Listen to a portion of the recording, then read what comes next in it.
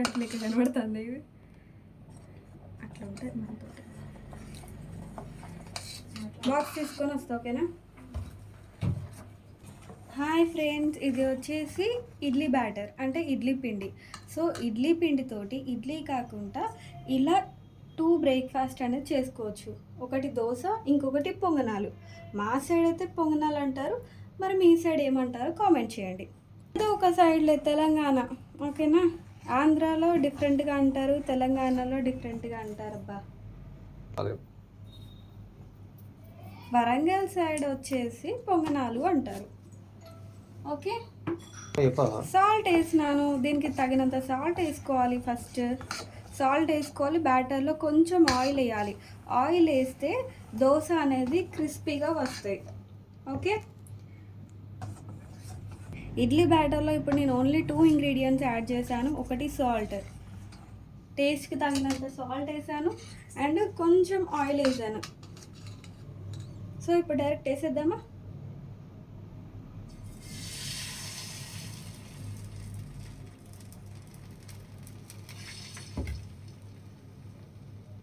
ఇలా కొంచెం లిక్విడ్ కన్సిస్టెన్సీలో ఉంటేనే దోశ అనేది చాలా క్రిస్పీగా వస్తుంది. ఓకేనా? ఇడ్లీ పిండి లిక్విడ్ కన్సిస్టెన్సీలోనే చేసుకోవాలి. అంటే రుబ్బేటప్పుడు టైట్గా ఉండాలి. తర్వాత కొంచెం మనం ఆయిల్ పోయాలి. ఆయిల్ పోసి వాటర్ పోయాలి. ఓకేనా? సో మూత పెట్టిద్దాం.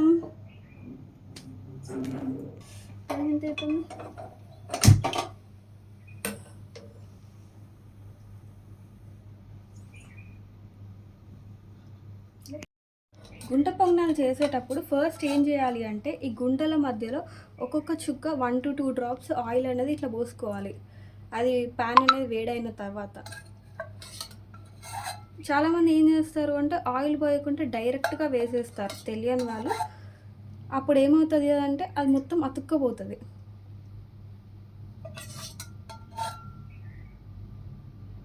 ఎక్కువ వేస్తేనేమో మొత్తం ఇలా చిట్ అనేది వస్తాయి. ఆయిల్ ఉంటుంది, తినాలనిపించదు. సో మీడియం కన్సిస్టెన్సీలో పోయాలి.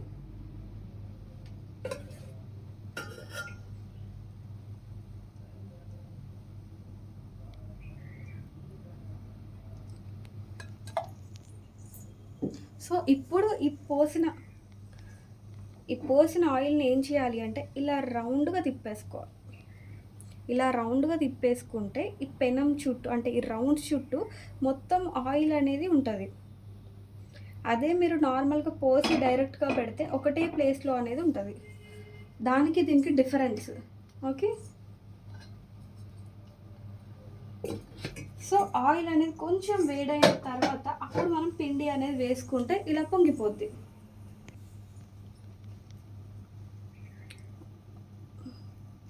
ఒకటేసారి ఫుల్ స్పూన్ తీసుకుంటే ఇట్లా 2 to 3 వేసుకోవచ్చు.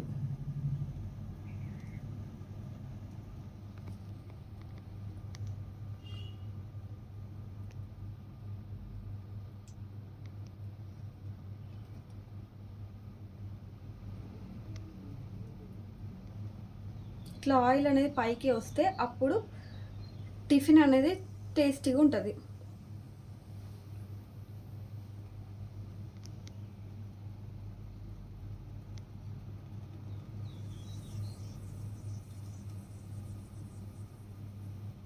సో ఈరోజు నేను టిఫిన్ బ్లాగ్ చేయడానికి రీజన్ ఏంటంటే ఈరోజు ఫాస్టింగ్ కాబట్టి.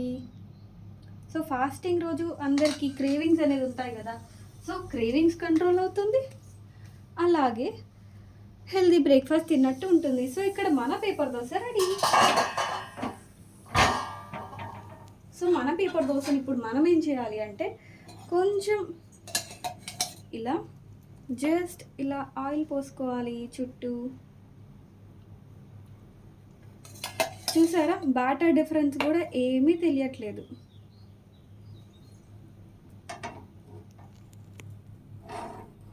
వేసుకోవాలి.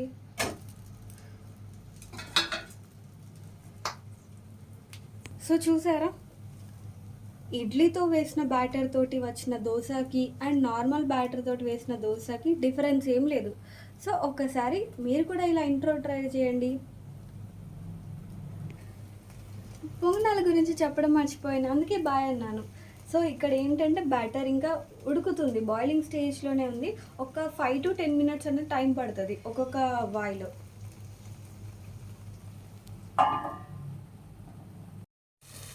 సో ఫ్రెండ్స్, పొంగనాలు రెడీ అయ్యాయి అని తెలుసుకోవడం ఎలా అంటే, ఒకసారి ఇలా కొంచెం కుర్చీ చూసి ఇట్లా రివర్స్గా చేసుకుంటే ఇలా వచ్చేస్తాయి. సో ఈ 2 స్పూన్స్ హెల్ప్ తోటి దీన్ని రివర్స్ ఇట్లా చేసేసుకోవాలి. ప్రతి ఒక్క పొంగనాన్ని కూడా ఇట్లా రివర్స్గా చేసేసుకోవాలి.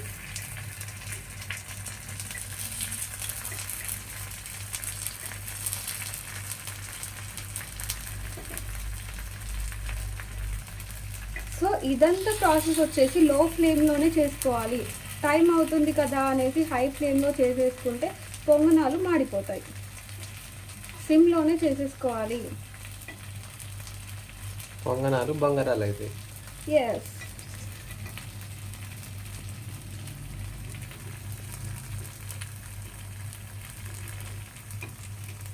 చూసారా ఎంత సాఫ్ట్గా వస్తున్నాయో.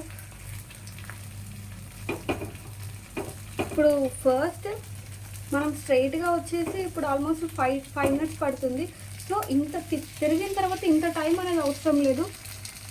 5 to 10 మినిట్స్ స్టార్టింగ్లో పడుతుంది, కానీ తిప్పేసిన తర్వాత ఒక 5 మినిట్స్ ఆగి స్టవ్ ఆఫ్ చేస్తే సరిపోతుంది. లేదు అంటే నెక్స్ట్ ట్రిప్కి చేసుకోవచ్చు.